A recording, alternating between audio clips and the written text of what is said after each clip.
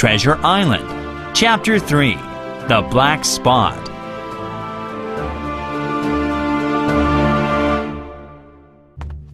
Later that day, I stopped at the captain's door with a cool drink. He seemed weak and excited at the same time. "Jim," He said, "I've been good to you, but now I'm low and alone. Bring me some rum, won't you, matey?" The doctor... I began. He cursed the doctor. "Doctors are all swabs, only fit to clean a ship," He said. "What does the doctor know?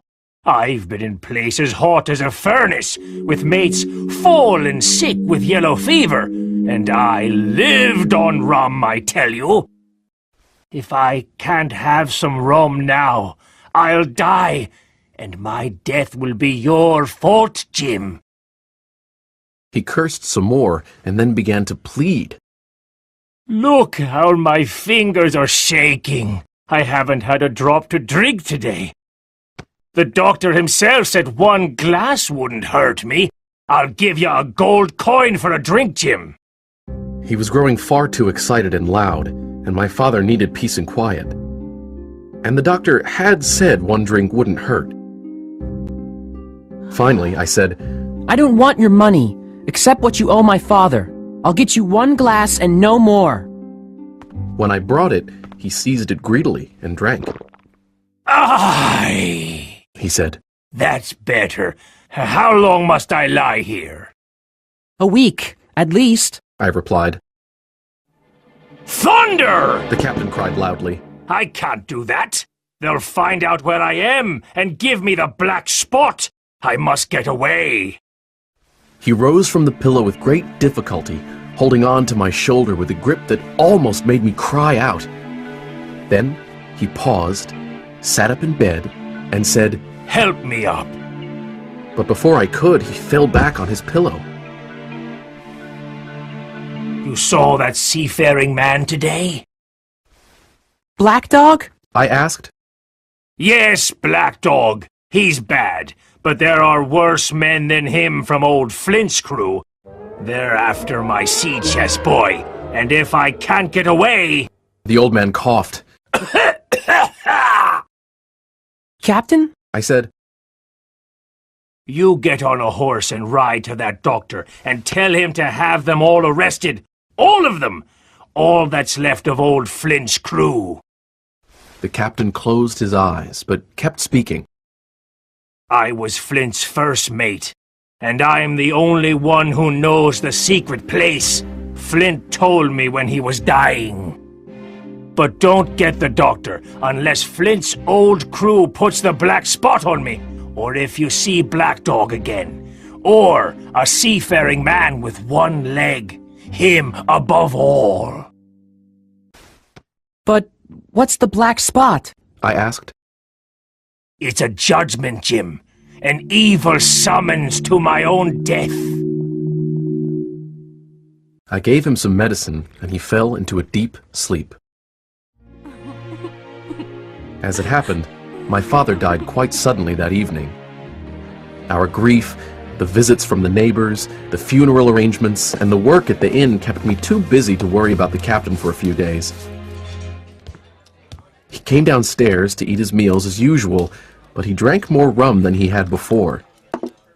He seemed shut up in his own thoughts, never talking to me or any of the other guests. Then, one frosty afternoon, as I stood at the door, full of sad thoughts, I noticed a blind man outside. He tapped his way down the road using a long stick for a cane. He wore a green cloth over his eyes and a huge, tattered sea cloak with a hood that made him appear deformed. I never saw a more dreadful-looking figure. He stopped and, addressing the air, said, "Will any kind friend inform a poor blind man where he is?" You are at the Admiral Benbow Inn. I said. "I hear a young voice," He said. "Will you give me your hand, my kind young friend, and lead me in?" I held out my hand, and the horrible, soft-spoken, eyeless creature gripped me so hard it hurt. I struggled, but the blind man pulled me closer. Now, boy, he said. take me to the captain or I'll break your arm. He gave my arm a wrench that made me cry out. Sir, I said, the captain is ill. March! he commanded. The blind man held me tight, and I never heard a voice more cruel, cold, and ugly. Lead me to him and say, a friend is here to see you, Bill, or else I'll do this. And he pinched me so hard I thought I'd faint. I walked over to the captain's table and said, Your friend is here, Bill. The poor captain raised his head from his arms on the table. The drunkenness went out of his eyes, and he stared at me, sober. He looked mortally sick. Time for business. The blind man said. Boy, take his wrist and bring it near to me. I took the captain's wrist, and he didn't resist. I brought his hand toward the blind man, and then saw something pass from the blind man's hand into the captain's palm. And now that's done. The blind man said. He let go of me, and with incredible nimbleness skipped out of the inn. He went out to the road, his stick tapping into the distance. The captain looked sharply into his palm. 10 o'clock. He cried. 6 hours. He sprang to his feet, but then staggered backward, putting his hand to his throat. Swaying for a moment, he then fell with a thud to the floor. I ran to him at once. Mother! I cried. Help us! Mother! But it was too late.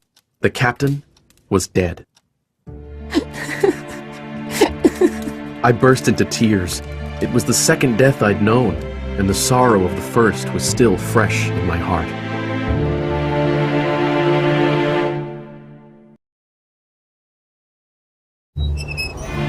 Early one frosty January morning, the captain walked to the beach with his cutlass, the sword he always kept by his side, swinging under his old blue coat.